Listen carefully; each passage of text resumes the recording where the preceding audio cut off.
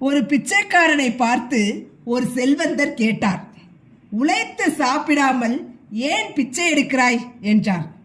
அதற்கு அந்த பிச்சைக்காரன், சார், எனக்கு திடீரென்று வேலை போய்விட்டது.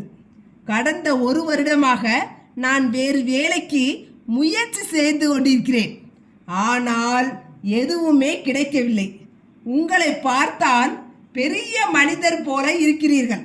எனக்கு நீங்கள் ஒரு வேலை வாங்கி கொடுத்தால் பிச்சை எடுப்பதை இப்போதே விட்டுவிடுகிறேன் என்றான். உனக்கு நிச்சயம் உதவ வேண்டும் என்று தோன்றுகிறது. ஆனால் வேலை வாங்கி தரும் எண்ணம் எனக்கில்லை. வேறு ஒன்றை மனதில் வைத்திருக்கிறேன். வேறு ஒன்றா? எதுவாக இருந்தாலும் சரி, என் பிரச்சனை தீர்ந்தா போதும் என்றான் பிச்சைக்காரன்.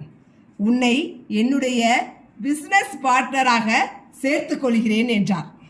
என்னது, பிசினஸ் பார்ட்னரா? ஆமாம், எனக்கு சொந்தமாக பல 100 ஏக்கரில் விவசாய நிலம் இருக்கிறது. அதில் விளையும் தானியங்களை நீ சந்தையில் விற்கலாம்.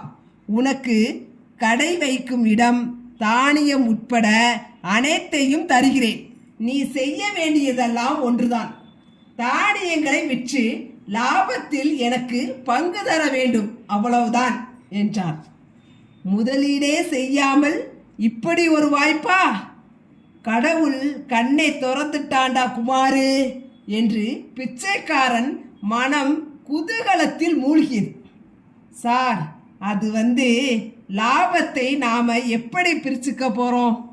உங்களுக்கு 90, எனக்கு 10%, இல்லை உங்களுக்கு 95%, எனக்கு 5%, எப்படி என ஆர்வத்தோடு கேட்டான்.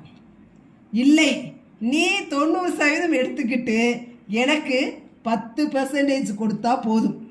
அதை கேட்ட பிச்சைக்காரனுக்கு ஒரு கணம் பேச்சே வரவில்லை. என்ன சார் சொல்றீங்க? நம்ப முடியாமல் கேட்டான். ஆம்பா, உனக்கு 90, எனக்கு 10% போதும். எனக்கு பணம் தேவையில்லை.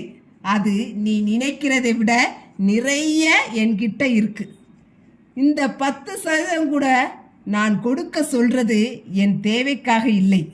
உனக்கு நன்றி உணர்ச்சி என்னைக்கும் இருக்கணுங்கிறதுக்காகத்தான்.